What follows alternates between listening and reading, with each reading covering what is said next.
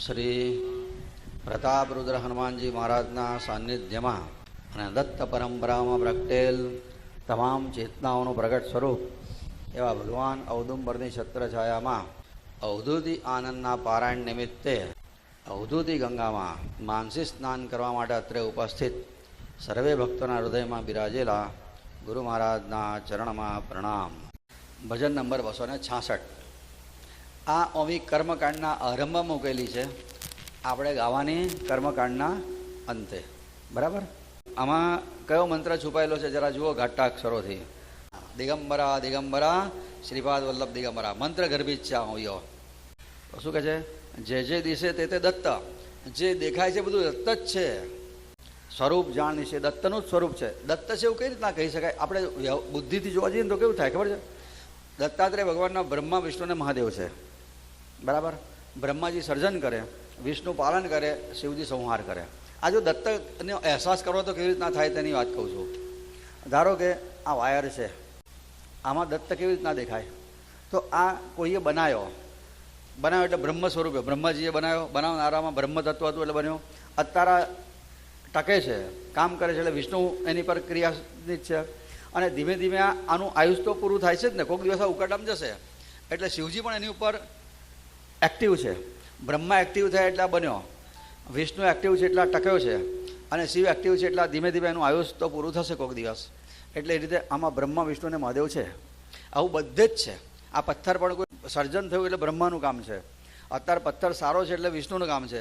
કોઈક દિવસ આને કાઢીને ફેંકી દેવા પડશે ત્યારે મહાદેવનું કામ છે. એટલે ત્રણેય તત્વો એક સાથે એની પર ક્રિયાન્વિત છે. એટલે એ અર્થમાં આપણે દરેક તત્વમાં આવું દત્તને જોઈ શકીએ છીએ. જે દિશે તે દત્ત. સ્વરૂપ જાણ નિશ્ચિત. એ દત્તનું જ સ્વરૂપ છે, આવું નિશ્ચિતપણે જાણ. અને બહાર અને અંદર પણ એ જ છે. પ્રતીત એટલે એનો અહેસાસ કર. આપણી અંદરે દત્ત છે અને બહારે દત્ત છે. થાતા ભીતિ ક્યાં રહે?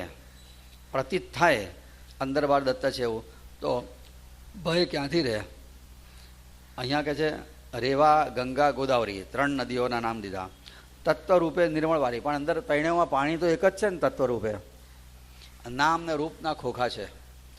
એ રીતના બધા આપણે નામ રૂપના ખોખા જ અહીં બેઠા છીએ. બાકી અંદર આત્મા બધાનો એક જ છે, પાણી જેવો. અને નામ રૂપને બાળી નાખીને જો અંદર એ દત્ત બેઠો છે બધામાં. એટલે નામ રૂપને ભૂલીને જો. બાળીને એટલે રૂપે બહુ અને નામે બહુ. પણ નામ ભેદે લીલાય બહુ પાછી. જેટલા નામ જુદા એટલી લીલા જુદી. બધાએ અત્યાર સુધીમાં જુદી લીલા કરી છે. આપણે હું લીલા કરીએ જ છે ને જાત જાતની. કોઈ 2 જણના જીવન એક સરખા ના હોય. ભગવાનના પણ દરેક અવતારમાં લીલા જુદી છે. એટલે નામ રૂપ બહુ છે અને લીલા પણ એટલે દરેક રૂપમાં અલગ અલગ કરી છે. વિધ વર્ણવી સહુ બહુવિધ ગ્રંથોમાં. ભાગવતમાં કૃષ્ણની લીલા, રામાયણમાં રામની, ગુરુરામમાં દત્તની, દેવી પુરાણમાં માતાજીની, શિવ પુરાણમાં મહાદેવની, એ બધી ગ્રંથોમાં અલગ અલગ લીલા વર્ણવી છે. પણ જે નિરાકાર એ જ સાકાર થાય છે. પરમાત્મા મૂળ નિરાકાર છે. નિરાકાર એટલે શું? ની આકાર, આકાર વગરના. એ સાકાર થાય છે. સ આકાર, આકારવાળા બને છે. કેમ બને છે? ભક્તના માટે. એનો પ્રેમ જુએ ત્યારે દત્ત રૂપે અવતાર બને લીધો. અને અવતાર ધરી કરે લીલા અપાર. જે તે પૂર્વે વર્ણવી. એનું વર્ણન કર્યું છે. હવે આવ્યા દિન બહુ કઠણ અઘરા છે. કળિયુગ છે એટલે થાતા વ્યાપ્ત કલી જાણ. હવે દિવસો અઘરા. સતયુગમાં બહુ જલ્દી શ્રદ્ધા બેસતી હતી. અત્યારે શ્રદ્ધા બેહાડવી પણ અઘરી છે. એટલે કહે છે આવ્યા દિન બહુ કઠણ થાતા વ્યાપ્ત કલી જાણ. જાણી એ સચ્ચિત ગન પુનઃ ધરે અવતાર.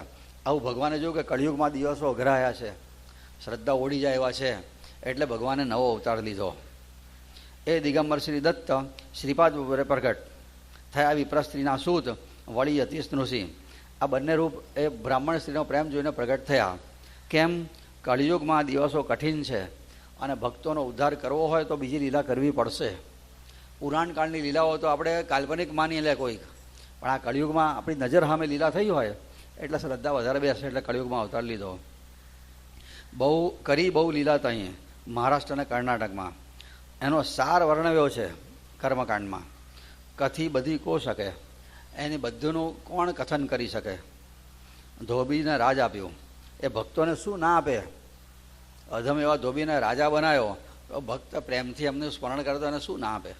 ગાતા લીલા એકાગ્ર મને ભાવ તરણે વાળસી. એકાગ્ર મનથી એમની લીલાઓનું ગાન કરીએ ને, ભગવાન માટે નહીં, આપણા માટે. ભગવાન માટે તો આપણે ક્યાં કાઢીએ છીએ, પણ આપણા માટે કાઢવાના છે. અધિક મહિનામાં અધિકસ્ય અધિકમ ફલમ. અધિક મહિનામાં તમે જે સત્કર્મ કરો ને એનું અનેક ગણું ફળ મળે છે. અધિકસ્ય અધિકમ ફલમ એટલે એક પારાયણ કરીએ તો કેટલાય પારાયણનું ફળ પ્રાપ્ત થશે.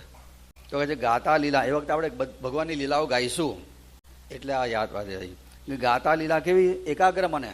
એકાગ્ર થઈને આપણે જો ભગવાનની લીલા ગાઈશું તો ભવ તરણે વારસી, તો ભવસાગરની પારું તરણે વાર જ નહીં લાગે.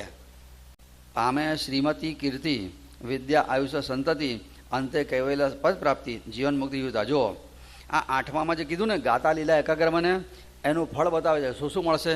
એક તો ભવસાગરની પાર તો ઉતારાશે. 9મામાં એનું બીજું ફળ બતાવે છે. શ્રીમતી એટલે મતિ એટલે બુદ્ધિ, શ્રી એટલે સંપત્તિ. સંપત્તિ મળશે, બુદ્ધિ મળશે, કીર્તિ મળશે, વિદ્યા મળશે, આયુષ્ય, સંતતિ અને અંતે કૈવલ્ય પદની પ્રાપ્તિ થશે અને જીવન મુક્તિ જીવતા. આટલું બધું ફળ મળશે. શું કરો તો? ગાતા લીલા એકાગ્ર મને. એકાગ્ર થઈને આપણે ગાઈએ ને તો આટલું ફળ મળશે. હજુ બાપજીને વધારે આપવું છે એટલે આગળ લખે છે 10મામાં. સિદ્ધિ પાદ દાસી તેની, એને સિદ્ધિઓ મળશે. જેણે ઓળખ્યો એ ધણી. શ્રીપાદ ચિંતામણી કલી તાર ના બીજો. કળિયુગમાંથી પાર ઉતારવા માટે બીજો કોઈ જ નથી. પછી બાપજી આ ગુરુ લીલામૃતનો મહિમા બતાવે છે. ગુરુ લીલામૃત જે છે એનો સ્વાદ લીલામૃતનો કોણ બાપડો ત્યાં સુધાનો. સુધા એટલે અમૃત. અમૃતના સ્વાદનો શું ક્લાસ? લીલામૃતના સ્વાદ પાસે. સુધા તો સ્વર્ગે, સ્વર્ગમાં છે એ અમૃત. એ અમૃતનો ખજાનો સ્વર્ગે છે. સ્વર્ગમાં એટલે ધરતી ઉપર આ ગુરુ લીલામૃતનો ખજાનો છે. બરાબર? સ્વર્ગમાં દેવોને માટે અમૃત છે અને ધરતી ઉપર માણસો માટે ગુરુ લીલામૃત છે. જેમ વલ્લકીથી નાદ થાય સુખે હસ્તગત સાકારે નિરાકાર તત્ શાંતે ભક્ત અનુભવ. જેમ વલ્લકીથી નાદ. વલ્લકીથી નાદ એટલે શું? નાદ એટલે અવાજ. કોઈ વાજિંદ્રમાંથી જેમ અવાજ આવે અને પછી નિષ્ણાત માણસો એને વગાડતા શીખી જાય વાજિંદ્રને, એવી રીતના સાકાર નિરાકારમાં એક જ તત્વ છે. એ નિરાકારે પોતે સાકાર થાય છે અને સાકારની ઉપાસના કરતાં કરતાં નિરાકારમાં એ ગતિ થાય છે. ભક્ત પોતાના અંતઃકરણમાં એનો અનુભવ કરે છે. એ વલ્લભ અંતર્યામી છે, બધાના અંતરમાં છે. આપણી છુપામાં છુપી વાત પરમાત્માથી અજાણી નથી અને એ જ બહાર સદગુરુ સ્વરૂપે સ્વામી સ્વરૂપે દેખાય છે. ખડો સન્નિધ એ સ્મર્તૃગામી છે, આત્મારામી છે. એને ભરોસે છોડી કાજ જીવતા કરી લે રાજ. એના ભરોસે જો આપણે બધું છોડી દઈએ ને તો જીવતા રાજ કરી શકીએ છીએ આપણે. લોક કુલશીલ લોકોની લાજ, કુળની લાજ ને શાસ્ત્રની લાજ છોડ. 3 લાજ છોડવાનું કીધું. એક લોક લાજ હોય છે, બીજી કુળની લાજ. અમે તો ભાઈ બ્રાહ્મણ, અમારથી આમ ના થાય. અમે તો સ્ત્રી, અમારથી આમ ના થાય. અમે પુરુષ, અમારથી આમ ના થાય. અમે ડૉક્ટર ના થાય. એ કુળની લાજ. અને શાસ્ત્રની લાજ છોડ દે. શાસ્ત્રની લાજ એટલે શું? અમે તો ગુરુ લીલામૃતને જ માનનારા, રામાયણની સામે ના જોઈએ. અમે ભાગવતવાળા, અમે રામાયણની સામે ના જોઈએ. આ બધું લાજ બાદ છોડ દે. જે સારું છે બધી પાસે પહોંચી જા. છોડી જગ્યાએ નાચ રે. રાત દિવસ એ જ સ્મરણ. બીજા અન્ન અને સ્મરણ કરતાં કરતાં બીજાનું વિસ્મરણ થાય. કોનું બીજાનું? એટલે શરીરનું, ઘરનું અને જગતનું સંપૂર્ણ વિસ્મરણ થાય તો તને આ દુનિયા નંદનવન જેવી દેખાશે. રાત દિવસનું સ્મરણ કરીશ પણ એ સ્મરણ કરતાં કરતાં બીજાનું વિસ્મરણ થવું જોઈએ. કોનું? શરીરનું, ઘરનું, ગેહ એટલે ઘરનું અને જગતનું સંપૂર્ણ વિસ્મરણ થશે તો તને આ જગત નંદનવન જેવું દેખાશે. નંદનવન એટલે શું? બગીચામાં, સ્વર્ગમાં જે બગીચો છે ને એનું નામ છે નંદનવન. એ બગીચાને તો ધરતી ઉપરનો કોઈ બગીચો આવે નહીં. આ સ્વર્ગના બગીચાનું નામ છે નંદનવન. તો કહે છે તને ધરતી ઉપર સ્વર્ગના બગીચા જેવું સુખ મળશે, નંદનવન દેખાશે. પછી રહેશે ગંતવ્યના. પછી તારે કશે જવાનું રહેશે જ નહીં. જ્યાં અખંડ ધૂન મચી આપે આપ જોઈ રાચી. તું તારી જાતને જોઈશ, આત્માથી આત્માને જોઈને રાચીશ એટલે ખુશ થઈશ. પછી તારી વૃત્તિનો કોઈ દિવસ ભંગ નહીં થાય. ભગવાનમાં મળી ગયેલી વૃત્તિ તન્મય થઈ જશે. એ દિગંબરે આખી દુનિયાને વેષ્ટી છે એટલે વીંટેલી છે એટલે એને છવાયેલી છે. રહેતા બધે આનંદ દ્રષ્ટિ અને બધે જ રહે છે. આવું તમે દ્રષ્ટિ રાખશો તો તમને આનંદ થશે. ચિંતા ચેષ્ટા મિથ્યા સૃષ્ટિ. ચિંતા કરવી, ખોટી ખોટી ચેષ્ટાઓ કરવી એ નકામું છે, કારણ કે સૃષ્ટિ જ મિથ્યા છે. તો સૃષ્ટિમાં ચિંતા કરવી કે ચેષ્ટા કરવી એ નકામું જ છે ને. એ કેવું? એનો દ્રષ્ટાંત આપ્યું. તરંગ ગતિ અર્ણવય. તરંગ એટલે પાણીમાં ઉત્પન્ન થતું મોજું. એ મોજું ખાલી દેખાય છે, થોડી વારમાં શાંત થઈ જાય. તળાવમાં પથ્થર નાખશો તો મોજું દેખાશે, શાંત થઈ જશે. એવી રીતના આપણે બધા મોજા છે ભગવાનના. મોજાને રૂપ હોય અને નામ હોય. આપણા બધા નામ છે ને રૂપ છે, બસ આટલા જ આપણે ભગવાનથી જુદા. બાકી એ તરંગ પાછું પાણીમાં સમાઈ જવાનું. આપણે બધા ભગવાનમાં સમાવાના કોક દાડો, આજે ને કાલે. એટલે તરંગ ગતિ અર્ણવ એટલે દરિયામાં, દરિયામાં તરંગની ગતિ છે. એવી રીતના આપણે બધા ચિંતા કરીએ અને જે બધું કરીએ ને બધી એવું જ છે, મિથ્યા. રંગ રાગ બધા સમય, પણ જ્યારે એનામાં તન્મય થયા તો રંગ અને રાગ બધા જ શાંત થઈ જશે.